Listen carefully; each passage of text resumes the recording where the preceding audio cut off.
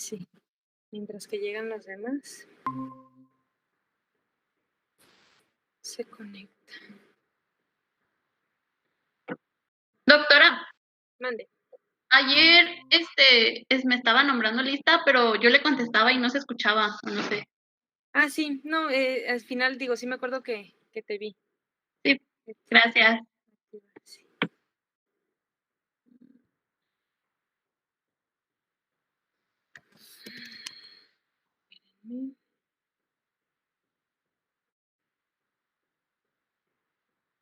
Espérenme. Estas cosas no sé. Hola, Doc, buenas Hola, tardes. ¿cómo están? Con mucha hambre, ¿ya desayunó? Digo, ¿ya desayunó? ¿Ya comió?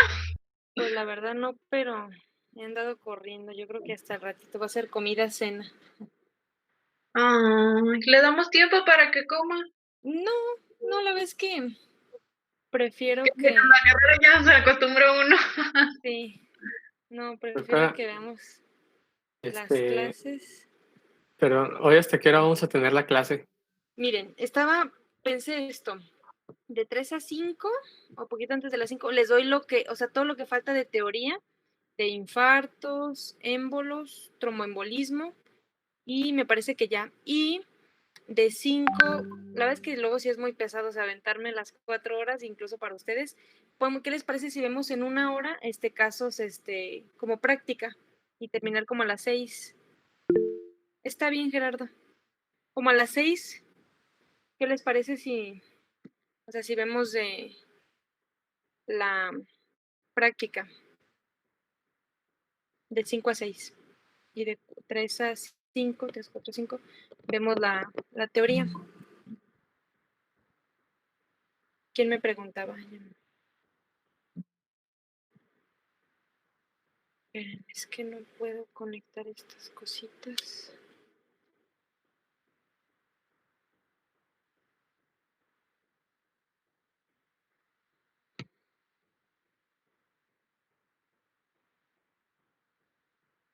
Están conectadas acá. De los componentes del trombo se llegan a formar nuevos vasos, como si fuera un nuevo tejido. Entonces, estos trombos recanalizados pues tratan de alguna manera de formar vasos dentro de la fibrosis y el edema que hay en el centro. Creo que nos quedamos aquí, ¿verdad? El trombo venoso. A diferencia del trombo arterial, el trombo venoso es de color rojo y se asocia a éstasis o a detención de la circulación sanguínea. Es de color rojo oscuro, tiene una consistencia gelatinosa, tiene aspecto húmedo, como si tuviera pues más líquido que el arterial, y está constituido por todos los elementos formes de la sangre. Doctora, perdón, ¿éstasis es problemas con el retorno venoso? Éstasis es cuando hay pues una detención o la sangre no circula, o sea, circula de forma más lenta. Y exacto, hay una alteración en el retorno venoso, como se quedara estancada la sangre. Por ejemplo, en pacientes que están postrados en cama, que están mucho tiempo acostados, forman este estado donde la sangre circula de forma más lenta y hay una disminución en el retorno venoso. Ujú. Ok, gracias. Sí, por muchos factores, o sea, pueden ser mujeres posparto, pacientes que han tenido una cirugía prolongada o incluso en una cirugía pequeña o sea, les puedo decir de 1 a 2 horas, o sea, pueden llegar a estar en este estado de éxtasis y es por eso que hay que ayudar al retorno venoso con las medidas compresivas, e incluso con el movimiento, o sea, que se levanten a deambular estos pacientes si están en la posibilidad. ¿Cuál es la localización más común de los trombos venosos? Pues principalmente son venas en extremidades inferiores, como ya vimos la tibial, peroneal, femoral, poplitea y las venas ilíacas. Esto que vemos aquí es una bifurcación, bueno, es parte de la vena ilíaca. Entonces vean cómo se forma este trombo dentro de su luz, que está los trombos venosos ya dijimos que son trombos rojos, trombo rojo a diferencia de los arteriales. Entonces están formados por elementos formes de la sangre. Los elementos formes de la sangre pues son los elementos propios que tenemos en la circulación sanguínea. Ahí. ¿Qué estamos viendo aquí? ¿Sí alcanzan a reconocerlo? ¿Cráneo?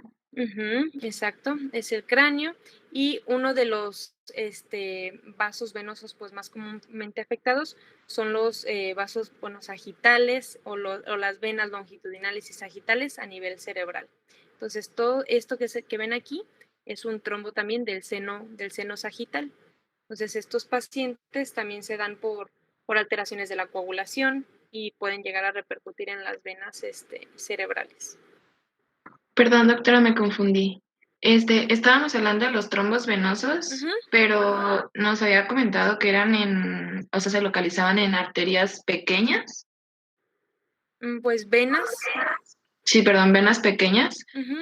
¿Y por qué nos menciona o después en la poplitea y esos? Creo que me confundí un poco. No, más bien, o sea, creo que no me acuerdo haberles dicho lo de las venas pequeñas, pero más bien son venas, o sea, de gran calibre o que están de mediano y de gran calibre, que están de alguna forma involucradas en la éstasis sanguínea, venas de extremidades superiores, venas cerebrales, las venas también pulmonares, pero pueden ser ambas. En la trombosis arterial, esta sí es más común las de pequeño calibre, pero en las venosas son más de Sí, mediano. Ajá.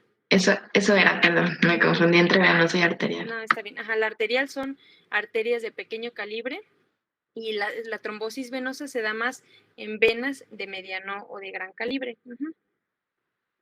Como estas de las Muchas gracias. inferiores, las ilíacas, las del seno longitudinal, sagital, cerebral. Y aquí vemos lo mismo prácticamente que se ven en las arterias, nada más que obviamente son vasos más delgados, tienen la capa media más adelgazada, son vasos venosos y vemos aquí cómo tienen esta formación o este trombo en la pared. Se fijan cómo está adherido al endotelio y pues de cierta manera va creciendo dependiendo de los elementos que esté constituido.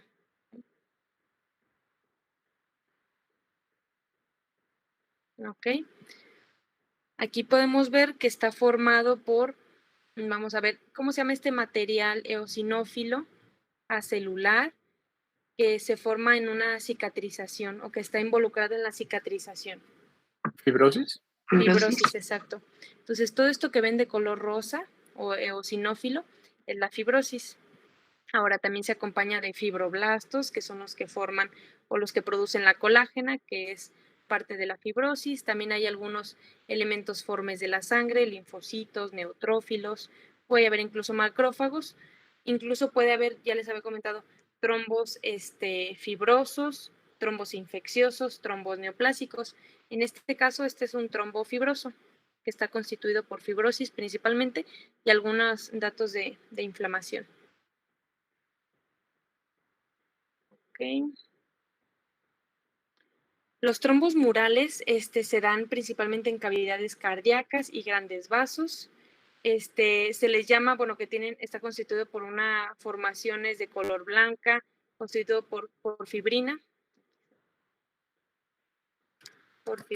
y plaquetas principalmente. Estos son, ahorita vamos a ver, tienen la parte proximal que se llama la cabeza blanca porque tiene fibrinas y plaquetas, y la parte distal que se le llama la cola está constituido por los elementos formes de sangre. Ahorita les voy a enseñar. Aquí, ¿qué estamos viendo? Corazón. ¿Qué parte del corazón? Bueno, aquí es donde esto es el problema. ¿Dónde está esta lesión? ¿Aurícula? ¿Aurícula derecha o aurícula izquierda? Izquierda. Derecha, ¿no? Derecha, exacto. Derecha, ¿por qué? Izquierda. Porque ven la pared del ventrículo. ¿Qué ventrículo está más adelgazado, el derecho o el izquierdo?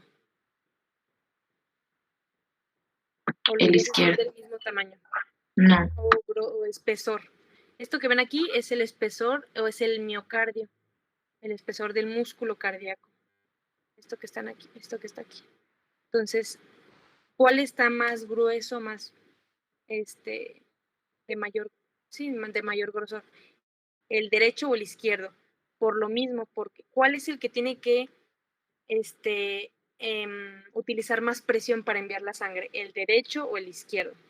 El El izquierdo. izquierdo. Entonces, por ende, el ventrículo izquierdo es más grueso. Y el ventrículo derecho, que es este, se fijan, la pared es muy delgada porque no tiene que ejercer tanta presión para enviar la sangre a los pulmones. Entonces, este es el ventrículo derecho y este es un trombo mural.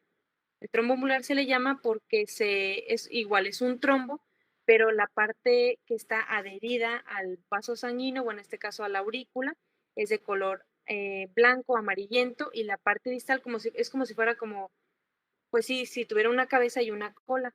Entonces la cabeza está formada por fibrina, ya vimos, y plaquetas, y la parte distal por estos elementos formes de sangre. Entonces tienen esta forma pues peculiar, pero sigue siendo un trombo. La de fibrina y plaquetas es cabeza blanca y la otra, ¿cuál es? La cola roja o la parte distal, que está constituido por los Ok. elementos formes de sangre, leucocitos, eritrocitos. Entonces ya vemos que están en el ventrículo. Ahora, los trombos murales se asocian a infarto de miocardio, fibrilación auricular, miocardiopatías, endocarditis. Ahora, si se fijan, todas estas pues son alteraciones propias del corazón. El infarto al miocardio, ¿cómo nos puede dar o ser causa de un trombo mural? Porque ¿qué es lo que pasa cuando hay un infarto? Ya habíamos pues medio repasado. Hay un infarto, o sea, hay una obstrucción de una de las arterias coronarias y eso causa ausencia o falta de irrigación del tejido del miocardio. Entonces, ¿qué es lo que le pasa al corazón? Puede de alguna manera latir de la misma forma o tener su ritmo normal, ¿no? Entonces, hay como ciertas alteraciones en la contracción miocárdica. Entonces, por ende, si el corazón se detiene por algunos momentos, o sea, por algunos milisegundos, y no bombea adecuadamente la sangre, esas alteraciones en el ritmo puede llegar a causar trombos. Fibrilación auricular. ¿Qué es la fibrilación auricular? Como ya vieron, el corazón pues tiene un ritmo, o sea, tiene un ritmo sinusal o late a través del ritmo sinusal. Entonces, en la fibrilación auricular, el corazón late de forma irregular. O sea, por ejemplo, late 2 veces y luego se detiene, o hay esta alteración en la electrocardiografía. Entonces, hay estas alteraciones, no tiene un ritmo constante. Entonces, estas fluctuaciones de las contracciones cardíacas también es propensa a formar coágulos.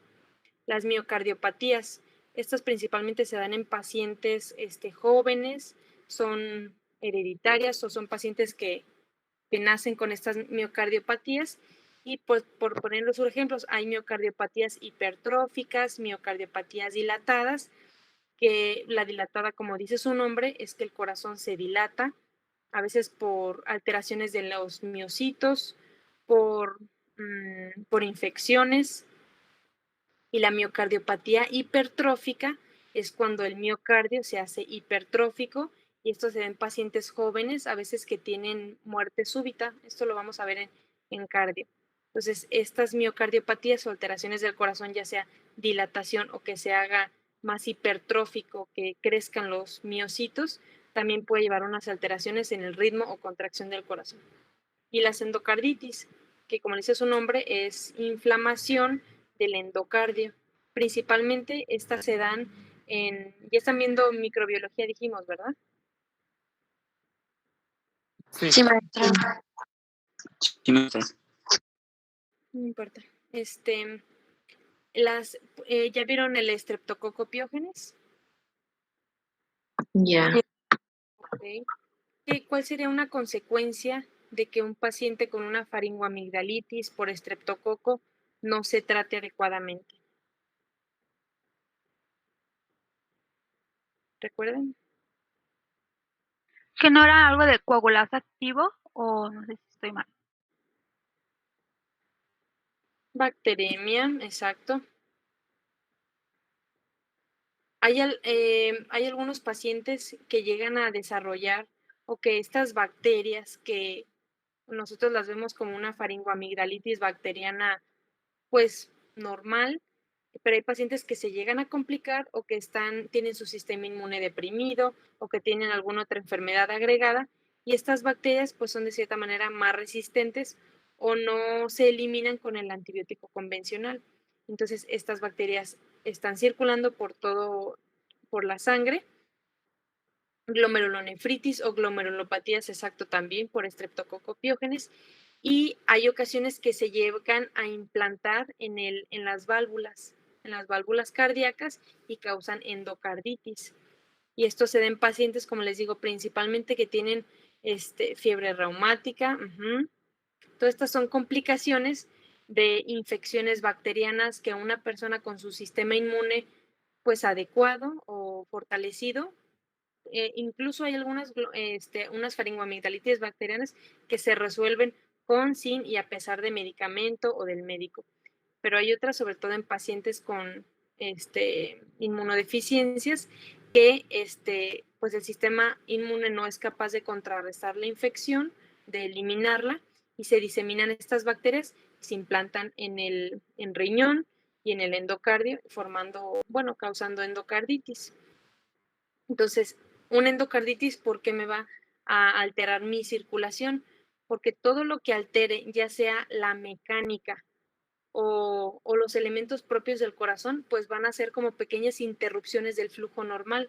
O sea, si las válvulas tienen un grosor, tienen un tamaño ideal para la contracción, ¿qué pasa en la endocarditis? Se vuelven más gruesas o hay una infección, sí, se vuelven más gruesas por la misma infección, por las bacterias.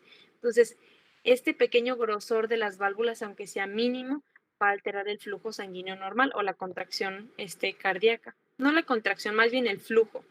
Aquí aumenta el flujo. ¿Cómo se afectaría la contracción?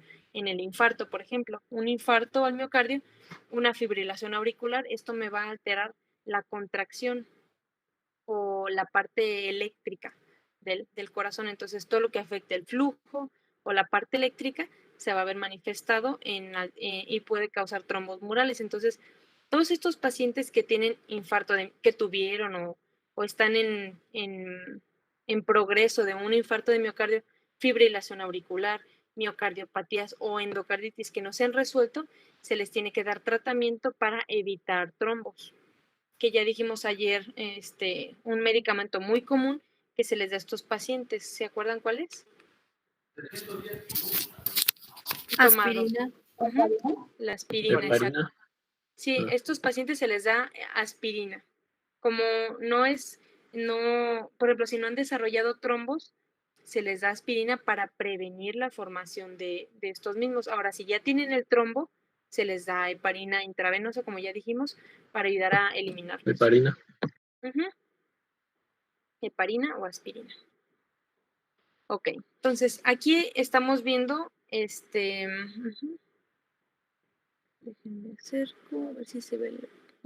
Se ve aquí la capa muscular. No recuerdo qué órgano. Qué imagen le tomé porque no se ve el epitelio. Pero aquí estamos viendo una arteria. Entonces, vean el grosor que tiene la arteria.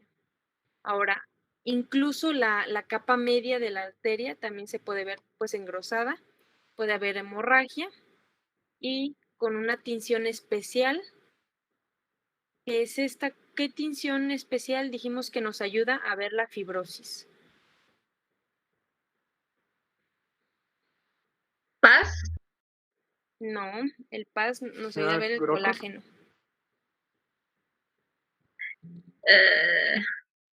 Se llama, tricrómico de Masson o lo podemos abreviar como Masson. El Masson nos ayuda a ver la fibrosis en cualquier órgano. Entonces, todo lo que no sea fibrosis se va a ver como hemorragia. Entonces, aquí, aparte de que vemos la pared engrosada, vemos que hay, pues, este trombo en el centro, pero se fijan, sigue siendo un trombo hemorrágico. ¿Por qué? Porque todavía no tiene fibrosis. Ahora, entre más tiempo pase, ya dijimos, pues va a empezar a cicatrizar este tejido. Entonces, se va a formar la fibrosis una vez que ya se haya resuelto. O bueno, ya que haya pasado mucho tiempo. Ok. Este estudio. Doctora, una pregunta. Mande. Creo que sí lo dijo, nomás para entenderlo bien. De la imagen anterior, o sea, el que está en la derecha ya es con la prueba de Mohs. Masson, ajá. De masón, masón. perdón. Esta es una tinción con HY convencional, aunque no se ve mucho el contraste de hematoxilina o el color morado. Y esta de la derecha es la tinción de masón. Todo lo azul es la fibrosis y todo lo rojo pues es lo que no es fibrosis. Entonces es un contraste de azul y rojo para resaltar la fibrosis. Ahora, si se fijan aquí, parece que hay fibrosis, pero también se ve claro esta parte de la pared. Entonces, ¿qué puede ser pues material o este proceso que hay aquí junto con la fibrosis? Se lo voy a describir. O sea, se ve claro, se ve como si fuera, se ve que está separando las fibras. ¿Qué podría ser esto que acompaña a elementos o a inflamación, a cicatrización? ¿Edema? ¿Edema? Exacto. El edema con la tinción de masón se va a ver así, por ejemplo, se va a seguir viendo claro, no va a resaltar el color en azul, porque lo que se ve en azul es la colágena. Entonces aquí lo que podemos ver es que la pared del vaso está fibrosa y el trombo sigue siendo hemorrágico. O sea, no ha desarrollado o no ha progresado a fibrosis. Pero sí, ya es con la tinción de masón. Gracias, doctora. Ahora, este estudio es una angiografía. Una angiografía, como dice su nombre, es un estudio que nos ayuda a ver los vasos sanguíneos del corazón. Por poner el ejemplo de un infarto. En la angiografía, pues nos ayuda a ver, bueno, estas son las arterias coronarias. Y esto que ven aquí, cualquier interrupción de un vaso sanguíneo, como esta, todo lo que se ve de color blanco es por donde va circulando la sangre. Si se fijan, resaltan todos los vasos arteriales. Todo lo que se ve de color blanco son los vasos arteriales, son las coronarias y todas sus ramificaciones. Entonces, cuando hay un infarto al miocardio, nosotros hay que buscar, bueno, los angiólogos buscan en qué parte de la rama de las coronarias o en qué parte de la coronaria hay una obstrucción. Entonces, se fijan, aquí ya no hay paso del flujo sanguíneo. Entonces, esto es un infarto. Entonces, todo este tejido que está siendo irrigado por esta parte arterial va a llegar a formar isquemia si no se resuelve adecuadamente esto, si no se libera el trombo o lo que está obstruyendo ahí. Entonces, por imagen, así es como se ven pues el trombo o la obstrucción de las arterias.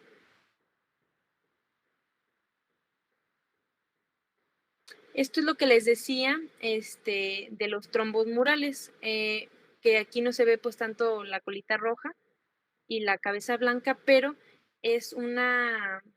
ahora los trombos, así como se adhieren al endotelio o a los vasos sanguíneos, también se adhieren a las válvulas cardíacas. Entonces, cualquier cosa que esté adherida a la válvula se puede llamar trombo. Hay trombos infecciosos, como los que les decía, una misma endocarditis. La endocarditis es cuando se ven aquí vegetaciones. Las vegetaciones son por la bacteria que está causando la infección, y así es como si fuera pues pus en las válvulas. Entonces, estas mismas vegetaciones que se pueden llegar a formar aquí circulan por todo el torrente sanguíneo y se pueden adherir a las válvulas. Entonces, así es como se vería un trombo.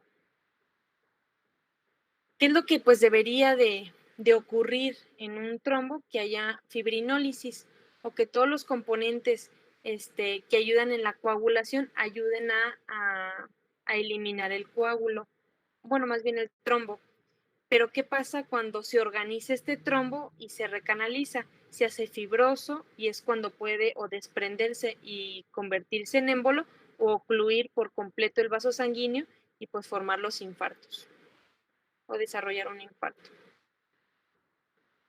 Entonces, ¿qué pasa cuando hay un trombo?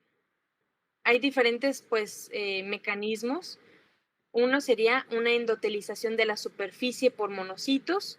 Un trombo ya dijimos que no solamente está constituido por fibrosis, sino que también hay elementos inflamatorios.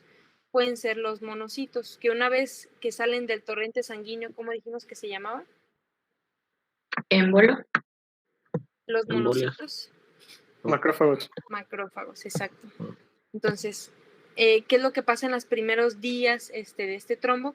Pues hay proliferación de monocitos, porque ¿qué es lo que hacen los monocitos? Ya dijimos que tratan de fagocitar todos los elementos pues extraños o eliminarlos para que pues se restaure el vaso sanguíneo. Entonces, en este caso, van a tratar de eliminar o fagocitar la fibrosis. Entonces, hay proliferación de monocitos. También después, o sea, antes de los 7 días, está la proliferación de estas células inflamatorias para ayudar pues, a destruir el trombo. ¿Qué pasa si no cumplen con su objetivo? Pues se asocian otros elementos. Empieza la cicatrización. Ya dijimos que después de una inflamación crónica viene la cicatrización. Entonces empiezan a proliferar los fibroblastos. Los fibroblastos, ¿qué es lo que van a producir? Fibras de colágeno, en sí la fibrosis, y después se llegan a formar estas fibras elásticas que son parte o son fibras semejantes al endotelio. Más bien las fibras elásticas están en el endotelio de las arterias, que se llegan a formar en una trombosis a largo plazo o en etapas avanzadas. Entonces, cualquier émbolo que no se resuelve, pues se cicatriza como cualquier etapa de inflamación.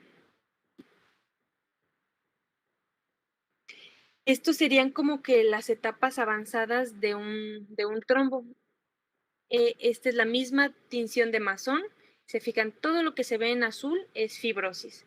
Entonces, esto que ven aquí como en rojo son las fibras elásticas de la arteria. Entonces, ¿qué es lo que le pasó a este trombo? Primero, si se fijan, vemos que les puede decir un 1%, un 2% de la luz de la arteria. O de la luz de la arteria. ¿Y qué es todo esto? Hay fibrosis y ¿qué más elementos observan? Este de aquí, este de acá, este de acá, este de acá, este de acá, este de acá. ¿Todos estos qué son? Hay pequeños, hay más largos.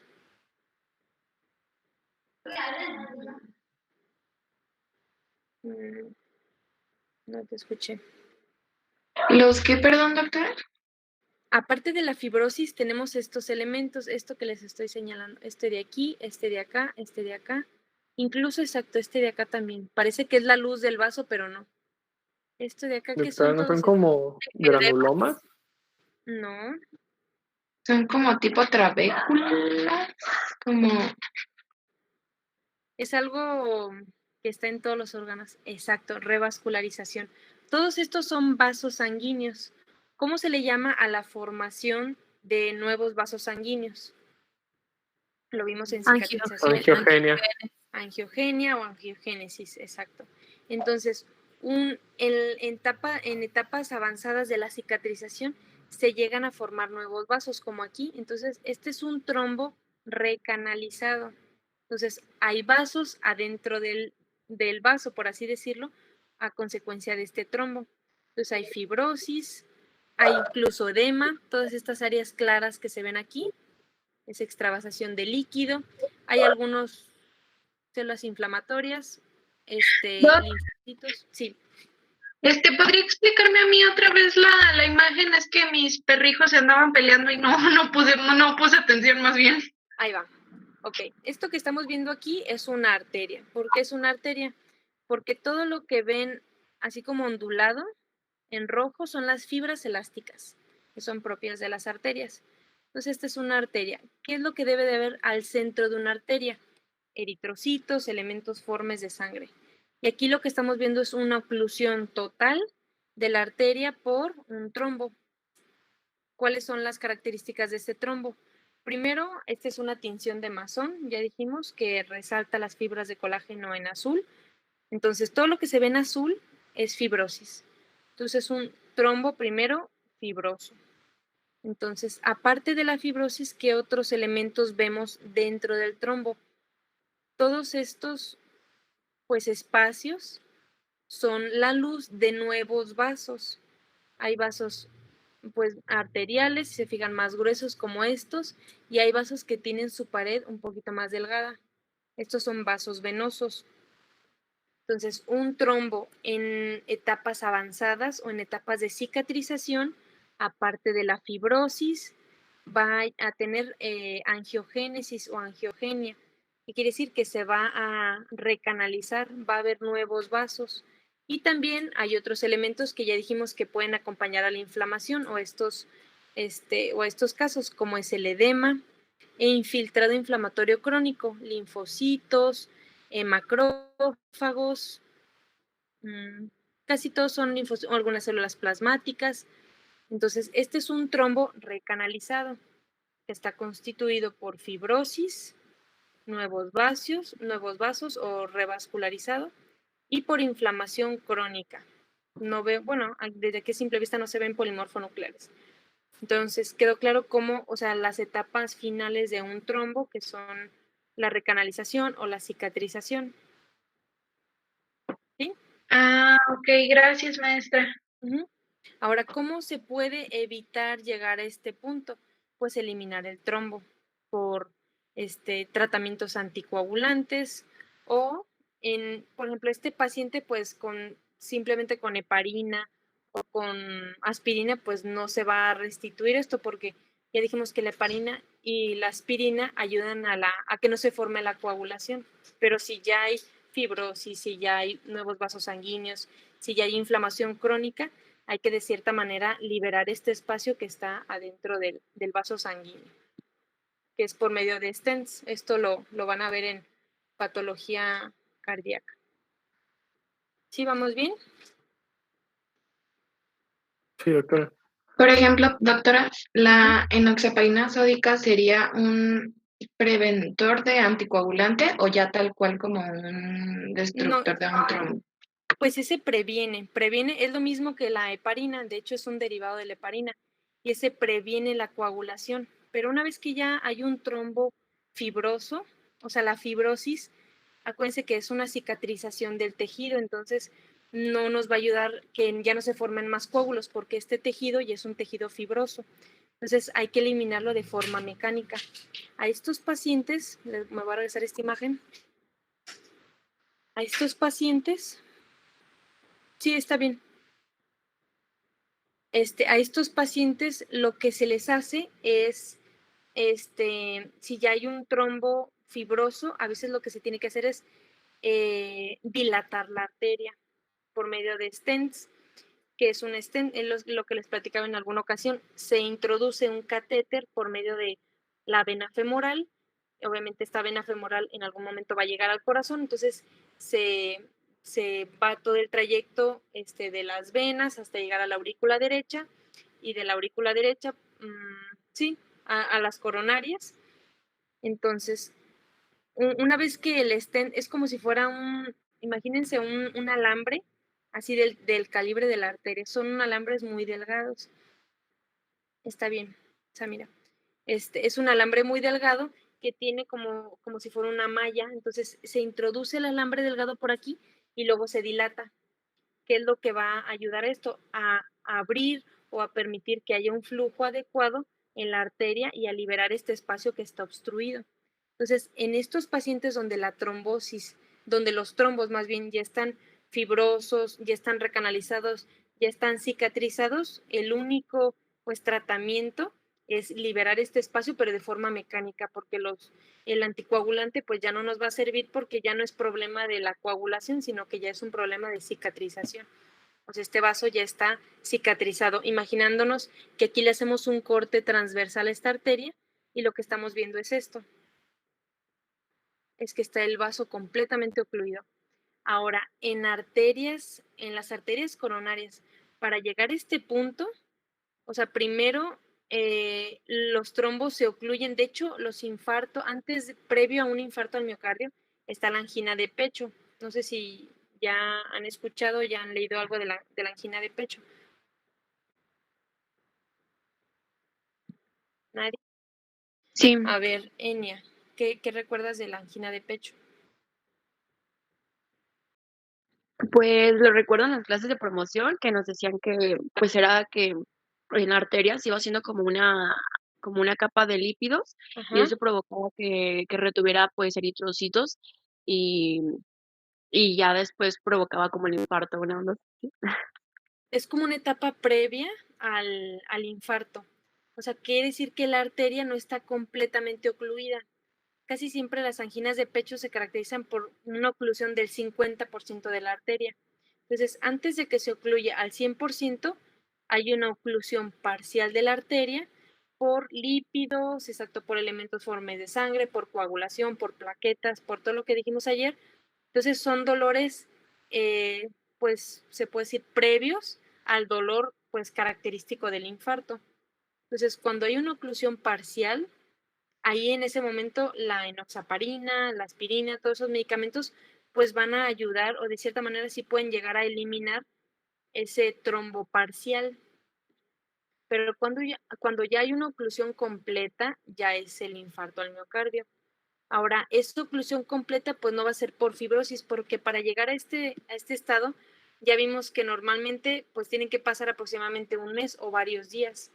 Y el infarto al miocardio o la angina de pecho son alteraciones agudas.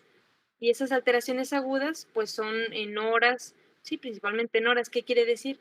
Que hay un acúmulo de lípidos, de elementos propios de la sangre, pero sin llegar a la fibrosis todavía. O sea, es muy raro que veamos un trombo cicatrizado o recanalizado en las arterias coronarias, porque pues prácticamente el paciente no llega con vida, por así decirlo, porque son etapas agudas, el simple hecho de ocluir todo el vaso con lípidos y sangre como para dejarlo evolucionar a este estado de fibrosis y recanalización. Este es un mayor aumento de lo que ya vimos, son fibras elásticas. Vean cómo está de engrosada la arteria. Esto también tiene que ver de la causa de la formación de los trombos. Ya dijimos que cualquier alteración del flujo sanguíneo o de los elementos propios de la sangre o de la mecánica, hablando del corazón, por ejemplo, la hipertensión arterial, va a causar esto, hipertrofia de las arterias.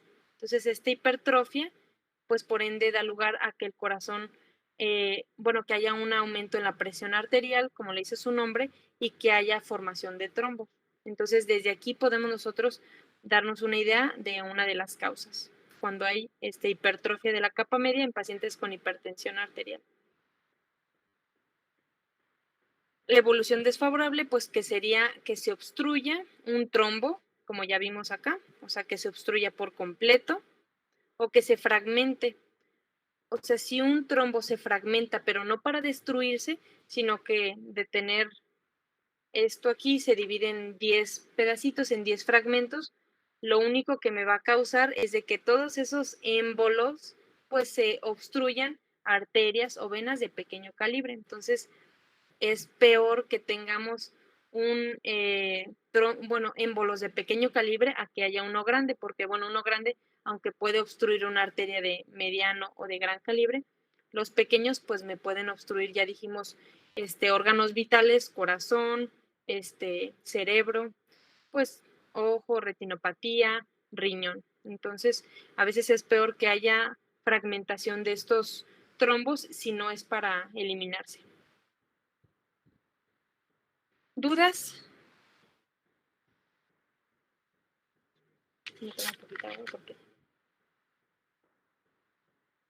No, maestra. Ok, seguimos con la embolia. Ya vimos que todo este proceso de los infartos, de la hemostasia, de los trombos, y finalmente pues vamos a culminar con la embolia. Hay dos tipos de émbolos, arteriales y venosos. ¿Dónde se pueden? Principalmente la embolia se da, es característica por dar alteraciones en los pulmones. Como ya han escuchado, van a escuchar la tromboembolia pulmonar. Se caracteriza porque se obstruyen las arterias o venas pulmonares por que llegan estos émbolos de cabeza y cuello, de tronco y extremidades superiores, abdomen y pelvis y extremidades inferiores. ¿Por qué de extremidades inferiores es más común que lleguen estos émbolos pulmonares? Ya lo comentamos.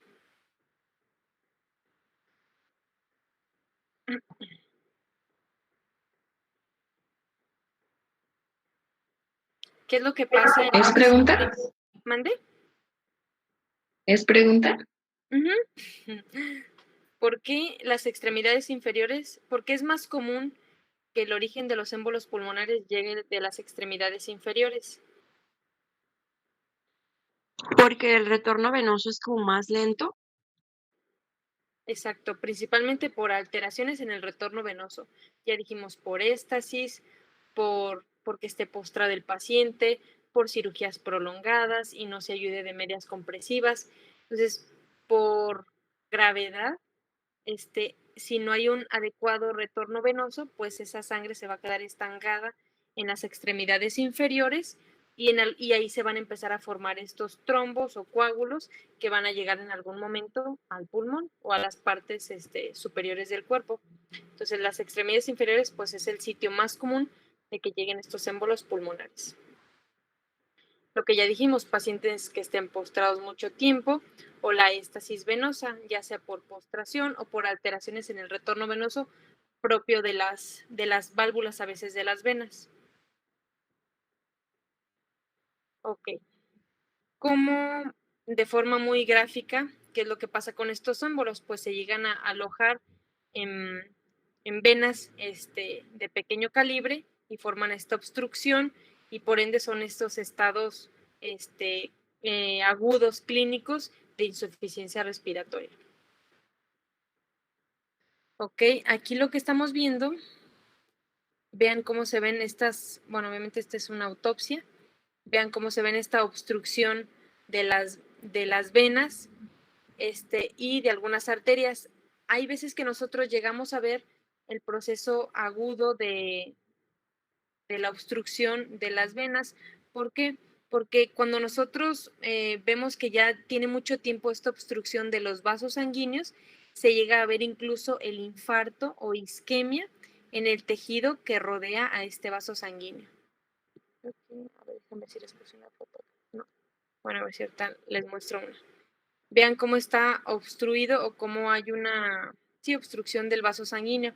Ahora, en pacientes, bueno, en autopsias que hacemos, obviamente como el paciente fallece y la sangre pues ya no tiene forma de circular, se forman estos émbolos sanguíneos por éstasis, por falta de circulación, por muerte del paciente.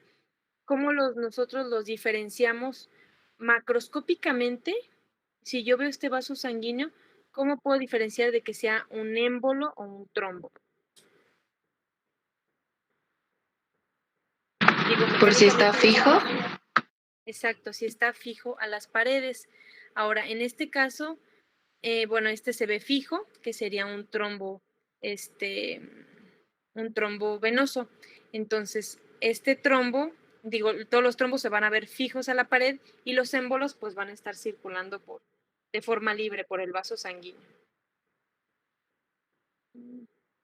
Ok, estos son trombos émbolos que se llegan a formar en pacientes que les digo previos a después de que fallecen, al momento de hacerles las autopsias.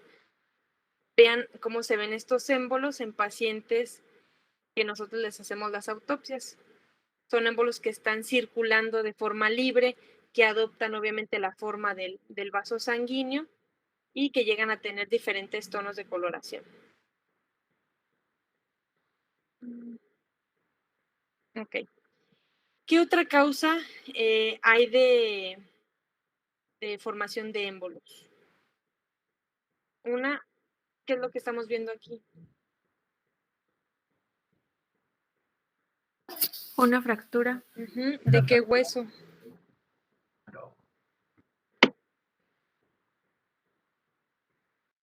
¿Húmero? Húmero, exacto. Húmero. Es una fractura del húmero. Ajá. Entonces, fracturas también nos pueden llegar a alterar el flujo sanguíneo. ¿Por qué? Por el simple hecho de que hay alteraciones de los tejidos alrededor del hueso del húmero, van a alterar toda el riego sanguíneo y principalmente si son cercanos al corazón. Entonces, cualquier estadio o cualquier alteración, incluso dentro del sistema, o sea, una fractura, pues obviamente va a haber hemorragias intersticiales o de los tejidos aquí alrededor, y por ende pues va a haber coagulación y va a haber formación de émbolos. Traumatismos también graves en pacientes posparto. Ok, esta es una autopsia de una paciente que tuvo. ¿Qué es lo que pasa cuando normalmente en un parto o en un embarazo, el útero, lo van a ver en gine, tiene que regresar a su forma normal? ¿Qué es esto que están viendo aquí? El útero, exacto. Normalmente, ¿cuánto mide el útero en una paciente pues sana? 7 7 centímetros, centímetros. ¿Cuánto creen que mide este útero? alrededor de 15, 20. Como unos 20. Exacto. En pacientes que llegan a tener atonías uterinas, que quiere decir que el útero no tiene tono, llegan a, o sea, se tienen que hacer histerectomías de urgencia en pacientes posparto, poscesárea. ¿Por qué? ¿Qué pasa si el útero no vuelve a su forma normal? Todo este tejido está contracturado y hay mucha irrigación aquí en este momento circundante. Entonces, toda esta falta de tono del útero va a causar isquemia, por ende infartos, y puede haber pues hemorragias peritoneales. Entonces, esta paciente desgraciadamente falleció posparto por atonía uterina. Entonces, así como pues se dan trombos y émbolos por traumatismo, posparto, también por falta de tono muscular, en este caso por el miometrio en pacientes posparto. Aproximadamente, no, pues son minutos u horas. Normalmente son minutos u horas que debe de volver a su tono normal. Y les puedo decir que menos de una hora. En menos de una hora tiene que volver a su tamaño normal. Me voy a brincar a infarto. Ok, ¿dudas?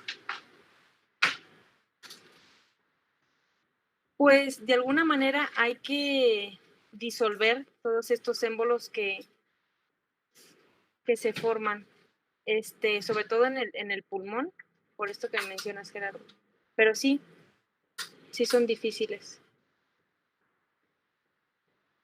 No, o sea, no, Cristina, no se tiene que, o sea, en ese momento no va a volver como a su estado normal, sino que lo que hace es que se reduce el útero, o sea, de tener un tamaño, no sé, 10, 20 veces grande, se reduce en ese momento al 50% de su capacidad o del tamaño que tenía, y el que la paciente llegue como a tener pues su abdomen como antes, pues normalmente dura la cuarentena. Pero el útero sí tiene que volver, les puedo decir que se reduzca un 50% en minutos, o incluso en lo que se está cerrando, en lo que se está suturando, porque pues el útero, sobre todo en las cesáreas, que se abre para sacar al bebé, al momento de estarlo suturando, es que se tiene que estar reduciendo de tamaño, o sea, se ve prácticamente en ese momento. O sea, y en ese momento se valora, si es que no se está reduciendo, o sea, hay que esperar, y si no hay una reducción adecuada, pues es cuando hay que hacer histerectomías de urgencia.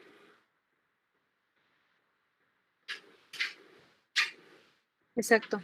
Sí, principalmente es por la reducción del útero. Doctora, en eso que mencionaba mi compañero de la embolia gaseosa, ¿una embolia gaseosa se puede dar tan fácilmente como introducir aire por medio de una venoclisis, o es muy difícil a que llegue a pasar eso? Sí, de hecho, o sea, al momento de que se hacen, o sea, que se inyecta una persona por medicamentos, por tratamiento de alguna manera, o sea, sí se pueden llegar a diseminar por ahí algunas burbujas, pero tienen que ser realmente burbujas, o sea, muy grandes, o sea, tiene que ser una gran cantidad de aire para que llegue a causar esta obstrucción. Pero burbujas pequeñitas, les puedo decir que se llegan a colar por ahí en las infecciones, pero tienen que ser grandes burbujas para que llegue a tener una alteración. Pero, por ejemplo, una embolia gaseosa no puede causar un infarto, ¿sí? Pues dependiendo del tamaño de la burbuja, o sea, dependiendo qué tanto aire se haya introducido. Pero pues si llega a causar una obstrucción completa de una de las arterias, pues sí puede llegar a causar como tal, o sea, hay émbolos, ya vimos, neoplásicos, sanguíneos y también por gas. Entonces, una obstrucción que no se resuelva y que obstruye la arteria, pues sí puede llegar a causar infartos o isquemias. Déjenme intentar conectarme con los audífonos y si quieren ahorita en 10 minutos nos conectamos. Sí, doctora. Está bien, doctora.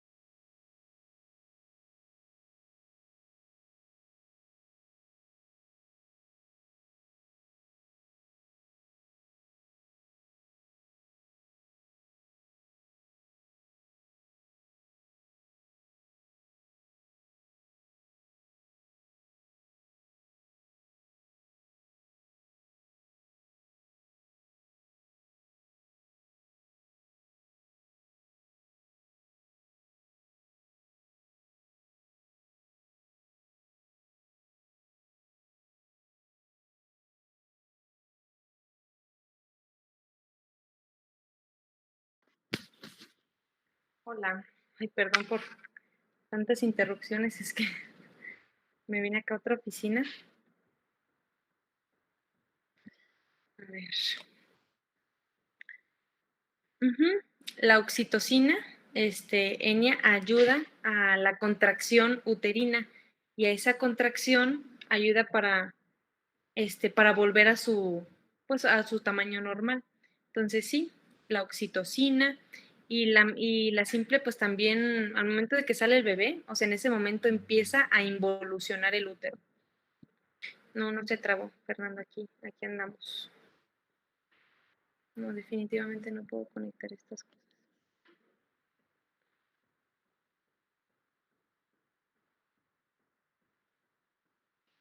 Bueno. ¿Ya le caló volviendo a activar los AirPods, maestra? Ay, es que no le hallo estas cosas tanto.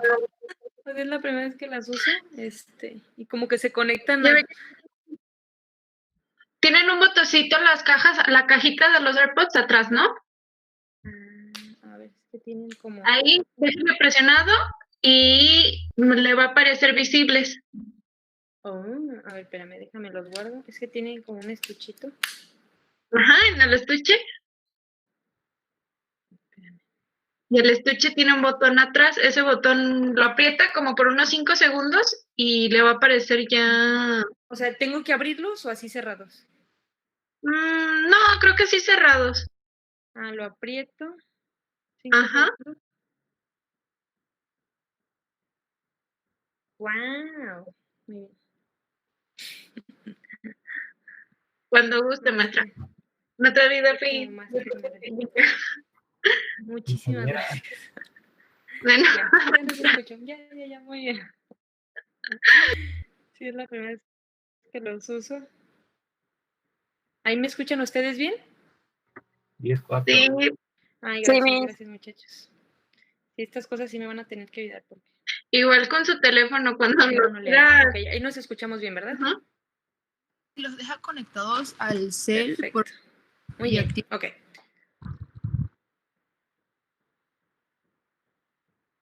Ok. Sí, es que nada más lo reconocí el teléfono, no lo reconocí aquí. No sabía eso del botoncito. Yo estaba tratando por todas las maneras. Ok, entonces vamos a culminar con el infarto o los estadios finales.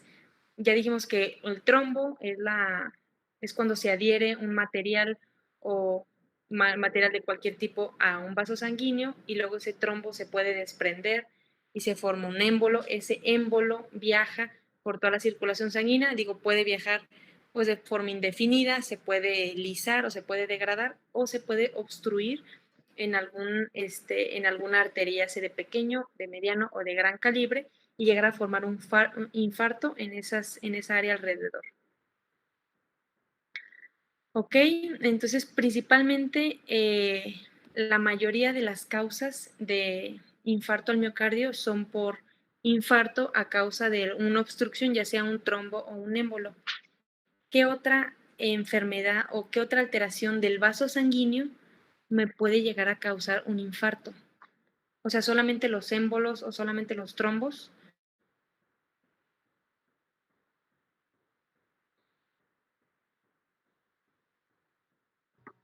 ¿Insuficiencia respiratoria podría ser? No, tiene que ser algo propio del vaso sanguíneo, porque dijimos que el infarto, ¿qué es un infarto? Maestra, no me acuerdo bien la definición, pero por ejemplo, cuando hay demasiado colesterol malo en la... Aterosclerosis. ¿Puede ser? Aterosclerosis. Gracias a quien me ayudó.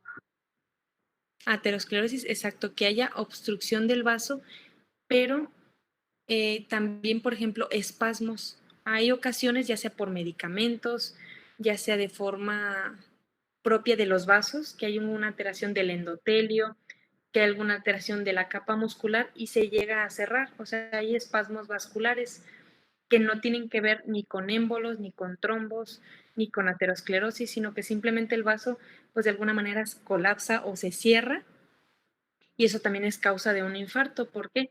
Porque ya dijimos que, llega a causar un infarto porque hay una oclusión del vaso sanguíneo, ya sea porque hay algo adentro o porque de alguna manera está impidiendo el flujo adecuado, pero a Doctora, menor causa. Mande. y por ejemplo, esos espasmos, ¿por qué son producidos? O sea, alguna enfermedad ya congénita o no sé. Pueden ser alteraciones propias de los vasos sanguíneos. Por ejemplo, te puedo decir que principalmente son alteraciones autoinmunes, por ejemplo, pacientes con lupus, pacientes que tengan deficiencia incluso de las células endoteliales, medicamentos, o sea, hay ciertos medicamentos o cierta combinación de medicamentos que pueden llegar a causar esos espasmos. Sí, principalmente eso. Por ejemplo, el Afrin. El Afrin lo ubican el medicamento para la gripe. Sí. ¿Cuál es el mecanismo? Bueno, eso lo van a ver en farmacología. ¿Cuál es el mecanismo de acción de ese medicamento? Bueno, no les voy a preguntar, sino qué es lo que hace a los vasos sanguíneos nasales. Hace una vasoconstricción, porque ¿cuál es su efecto? Pues que la persona deje de tener los ojos rojos, que la persona deje de tener ese escurrimiento nasal. Entonces, eso es a veces pues por vasodilatación, ya sea por una infección viral, por alergia. Entonces, para quitarle esos síntomas vasodilatadores, el que se vea eritematosa, pues la nariz, los ojos. Entonces, ¿qué es lo que hace? Hace una vasoconstricción de los vasos. Entonces, ahora sí que en pacientes, por ejemplo, que son hipertensos, es contraproducente eso porque, si se fijan, hay un aumento en la presión arterial y si nosotros estamos cerrando los vasos por algún medicamento, va a aumentar más la presión. Ahora, exceso de esos medicamentos o un aumento en la dosis de esos medicamentos puede llegar a causar espasmos que duren pues a veces minutos, no tanto horas, pero son espasmos de minutos. Entonces, lo que hace el Afrin normalmente es que los vasoconstriñe, pero muy poco. Pero si hay una obstrucción completa del vaso, pues va a haber una interrupción del flujo sanguíneo en esa área y por ende va a ser isquemia y después infartos. Entonces, principalmente les digo, son causas mecánicas también de los vasos que nos pueden llegar a causar infartos. Infartos, bueno, se dividen en diferentes características. Ahorita les voy a enseñar unas fotos que tengan forma de cuña. Hay infartos hemorrágicos o rojos, pálidos o anémicos por deficiencia de elementos sanguíneos, blandos o sépticos, sin infecciones y no sépticos. Por ejemplo, esto es característico que nosotros veamos así un infarto en cuña por una obstrucción de las venas cerebrales a este nivel. Entonces, un infarto casi siempre se va a ver así. ¿Por qué? Porque el territorio que está irrigando esta arteria o el tejido que está irrigando esta arteria, pues está así, más bien hay ausencia de irrigación en este tejido por una obstrucción en la arteria. Entonces, esto es característico que nosotros lo vemos aquí, en pulmón, en cerebro. Si se fijan, es una lesión que está bien delimitada. Ahora, aquí en los infartos, nosotros también, al momento de describir las lesiones, ¿se acuerdan que les dije que las lesiones se describen por localización, tamaño, número, los bordes, el color, la consistencia? Así nosotros también describimos las lesiones hemorrágicas por infartos. Entonces, siempre los infartos, como en este caso, van a ser lesiones bien delimitadas porque es la región o el tejido que está siendo irrigado por la arteria. Si se fijan, tienen sus bordes bien delimitados, es una sola lesión. ¿Qué color tiene? Pues color rojo oscuro y es de consistencia blanda. Entonces, al momento de nosotros leer o escuchar este tipo de descripción, inmediatamente pues nos imaginamos que esto es un infarto o es un infarto hemorrágico. Esto ya se los había mostrado. ¿Qué órgano es este? Este que está entre las asas intestinales. Mesenterio. Es mesenterio. Entonces, ¿qué arteria pues está siendo ocluida o está siendo afectada? Puede ser la arteria mesentérica superior e inferior. Ahora, dependiendo qué segmentos del intestino delgado sean los que están afectados. Normalmente así se tienen que ver los intestinos delgados. deben de tener esta coloración café claro. Y si se fijan, aquí tienen una red vascular, o aquí tienen sus vasos sanguíneos en la serosa. Y si se fijan, el cambio de coloración que tiene esta pared intestinal es porque hay una obstrucción de la arteria, o hay una falta de riego por un infarto en la arteria mesentérica. Ahora, microscópicamente, ¿qué es lo que vamos a ver nosotros? ¿Cuál es cuál es la histología del intestino delgado? Aquí nada más estamos viendo una parte. Pero ¿de qué se constituye la mucosa?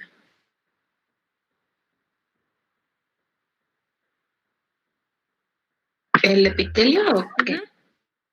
Sí, pues sería la mucosa. El epitelio superficial, exacto, es la mucosa. Si no me equivoco, no, cilíndrico estratificado no caracterizado. ¿Epitelio estratificado? Sí. No. ¿No? No. ¿Cómo? Perdón. ¿Cuál es el epitelio? Es más bien... ¿Epitelio plano estratificado? Pues no, porque ¿cuál es la función del epitelio plano estratificado?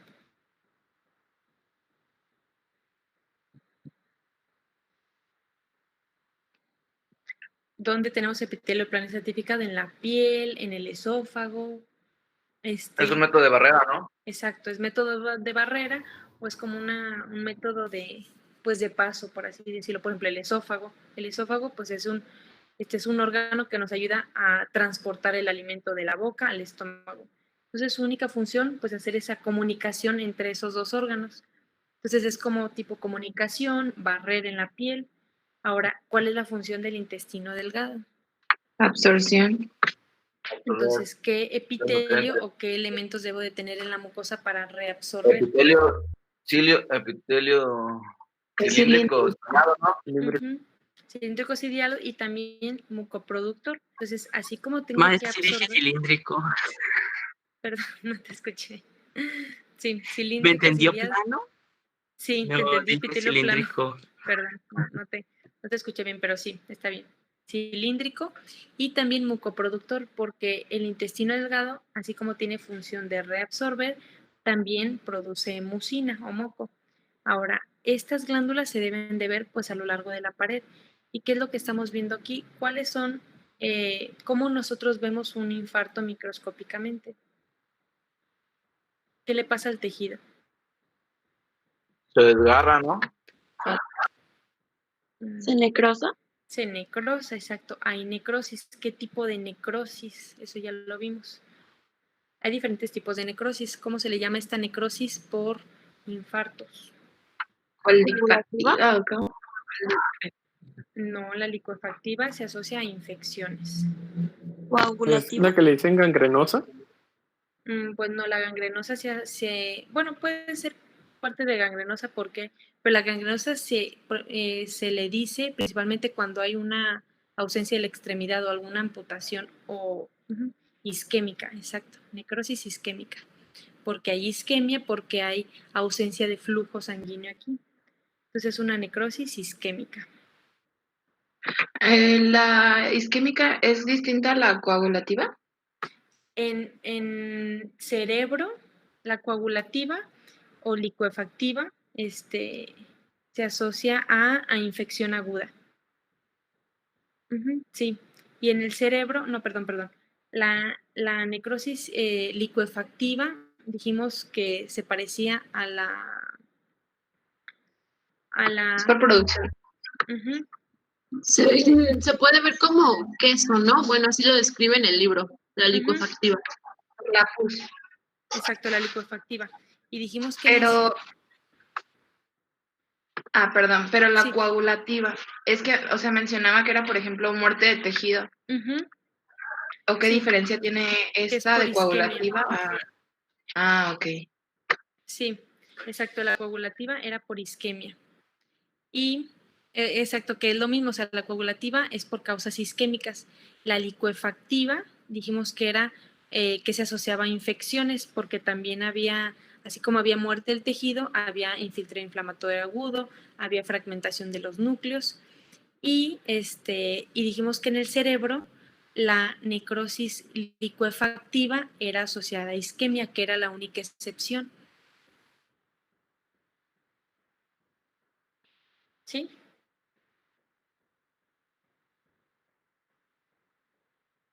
Ok. ¿Qué órgano es este?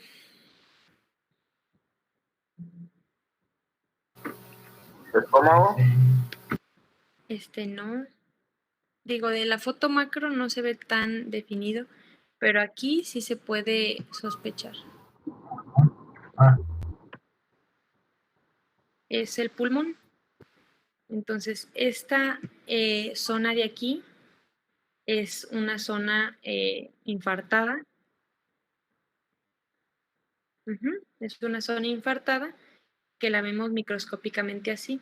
Si se fijan, ya no vemos bien las paredes alveolares, sino incluso están completamente destruidas algunas, estamos viendo eritrocitos.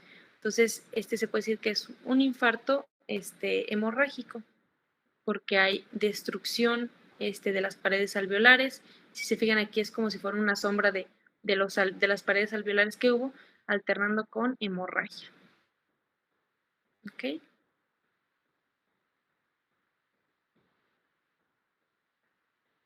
Esto es lo mismo, es regiones de infarto en el pulmón. Si se fijan, la mayoría de los infartos se van a ver así, se van a ver como hemorragias bien delimitadas, porque esto nos hace sospechar de que hubo una oclusión de ciertas arterias, o sea, a diferencia de otro tipo de hemorragias, por ejemplo, asociadas a infecciones, asociadas a traumatismos, que son lesiones irregulares de los bordes.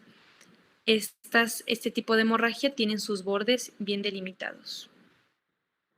Por ejemplo, aquí, si se fijan, porque se asocian a obstrucciones específicas de ciertas arterias. Entonces, aquí, ¿qué es lo que estamos viendo? Aquí vemos una arteria que tiene pues un trombo, se puede decir que hemorrágico, y vean todo lo que está alrededor. Es pues la parte micro que estamos viendo aquí. Esta es la parte macro y esta es la parte micro. Entonces vean cómo ya nada más hay pues fantasmas o restos de lo que son las paredes alveolares. Entonces se ven de color eosinófilo. Es como si aquí hubieran estado las paredes alveolares normales y ahora solo vemos que hay necrosis a consecuencia de esta obstrucción.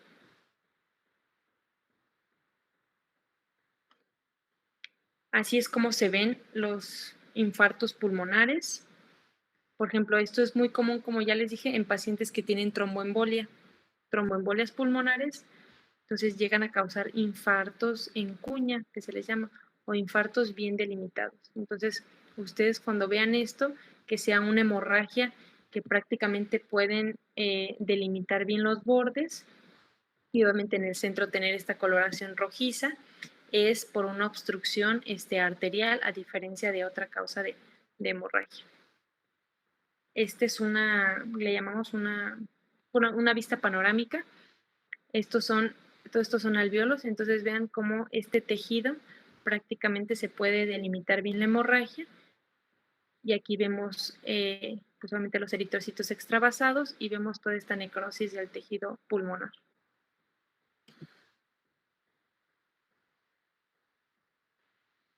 ¿Qué órgano es este?